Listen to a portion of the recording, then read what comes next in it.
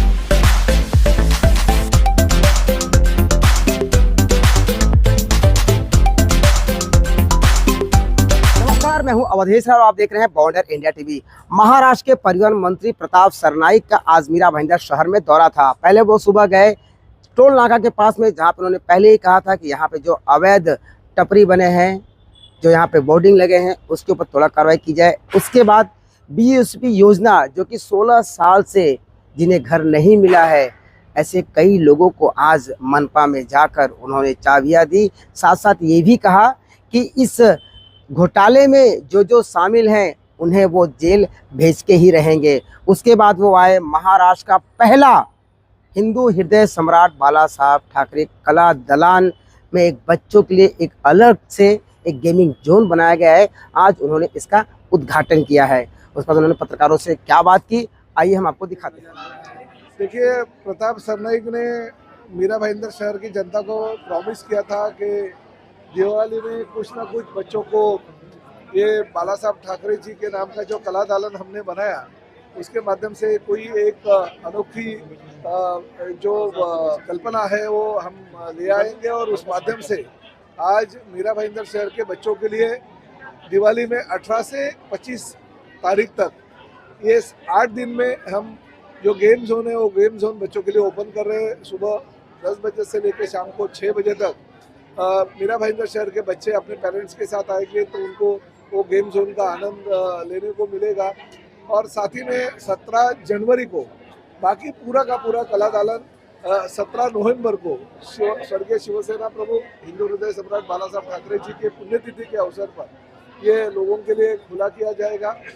राज्य शासन के माध्यम से एकनाथ शिंदे साहब जब भी मुख्यमंत्री थे, तभी मैंने 180 करोड़ रुपए का निधि इस कला दालन के लिए ले आया था। हमारे इस कला दालन के निर्माण में जो कुलकर्णी जी, नितिन कुलकर्णी जो है वो आर्ट डायरेक्टर है, उनका बहुत बड़ा योगदान है। और उसके माध्यम से ये कला दालन बहुत ही सुंदर और अच्छा हो गया। 17 नवंबर को आप आएंगे तभी देख लेना कि ये कला दालन महाराष्ट्र का सबसे बढ़िया कला दालन होगा। और एकनाथ शिंदे साहब का जो सपना था, मेरा जो सपना था, वो सपना साकार हो गया। बहुत मेहनत हमें इस कला दालन के निर्माण में लगेगी, फिर भी हमने ये कला दालन बनाया। बहुत सारे लोगों ने ये कला दालन नहीं होना चाहिए इसके लिए भी कोशिश की, मगर वो कोशिशें दूर करते हुए जिस वक्त मुझे महाराष्ट्र के परिवहन मंत्री का चार्ज मिला, मैं तुरंत बाकी की निधि भी महानगर पालिका को हस्तांतरित करके ये कला दालन का काम जल्दी से पूरा करवाया। तो मैं धन्यवाद देता हूँ एकनाथ शिंदे साहब को, धन्यवाद देता हूँ मीरा भाईंदर महानगर पालिका के सभी अधिकारी वर्ग को, राधा विनोद शर्मा जो आयुक्त है उनको, कि ये बाला साहब ठाकरे जी की जो पुण्यतिथि है 17 नवंबर को, उस दिन ये कला दालन मीरा भाईंदर के सभी लोगों को खुला हो जाएगा। मगर दिवाली के अवसर पर, दिवाली के छुट्टियां बच्चों को अच्छी तरह से मनानी चाहिए, इसलिए कला दालन 18 से 25 तारीख को सुबह 10 बजे से शाम को 6 बजे तक खुला रहेगा। देखिए, ये तो अभी हमारे युवा सेना के माध्यम से और महानगर पालिका के अधिकारी वर्क कर रहे हैं, क्योंकि ग्रुप में बच्चों को अंदर भेजना, उनको सब जो खेल है वो खेल समझाना और खेल समझा के उसको बाहर निकालना हमारे अधिकारी और हमारे युवा सेना के कार्यकर्ता वो करेंगे, क्योंकि एआई टेक्नोलॉजी को लेके भी बहुत सारे गेम इसमें आने वाले हैं। और ये कला दालन में यही कहना चाहता हूँ कि देश का, राज्य का नहीं बल्कि देश का सर्वश्रेष्ठ हिंदू हृदय सम्राट बाला साहब ठाकरे जी के नाम का कला दालन होगा। मीरा भाईंदर शहर की जनता ने मुझे 1 बार 2 बार 3 बार नहीं 4 बार विधायक बनाया और आज राज्य का मंत्री हूँ, तो मेरा फर्ज बनता है शहर के लोगों के लिए कुछ ना कुछ अलग सौगात करने की, अलग तोहफा देने की, वो मैं ये चीज़ें पूरी कर दी। भाई और बहनें थे, उनको करीबन 150 के आसपास जो घर थे, जो बेचारे आदिवासी 14 साल से घर के बाहर थे, तो उनको चाबी देने का कार्यक्रम था। श्रमजीवी संगठन के विवेक भाऊ पंडित और बाकी हमारे सभी लोक प्रतिनिधि उपस्थित थे, मगर आज सिर्फ आदिवासियों को चाबी दी गई है।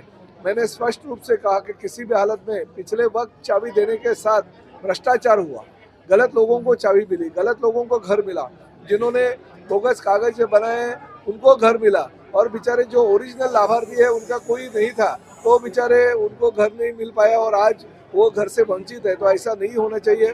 जिनको घर दिए गए बोगस तरीके से उनके घर निकालने चाहिए और वो ओरिजिनल लाभार्थी को देने चाहिए।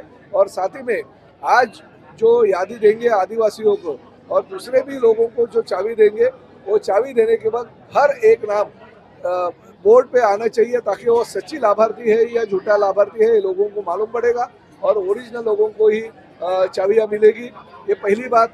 और घर तो आज कम लोगों को मिलने वाले हैं, मगर भविष्य में भी पूरी की पूरी बीएससीपी की योजना जो है जनता नगर की, वो डेवलप होने के लिए राज्य शासन के पीछे में लगा हूँ। महसूल डिपार्टमेंट और नगर विकास डिपार्टमेंट के माध्यम से एनओसी मिलने के बाद में पीपीपी तत्वों में सभी के सभी 1800 घरों को हम रीडेवलपमेंट में ले आएंगे और सभी लोगों को मुफ्त में घर जल्दी से जल्दी कैसे मिले इसके लिए मैं कोशिश करूँगा।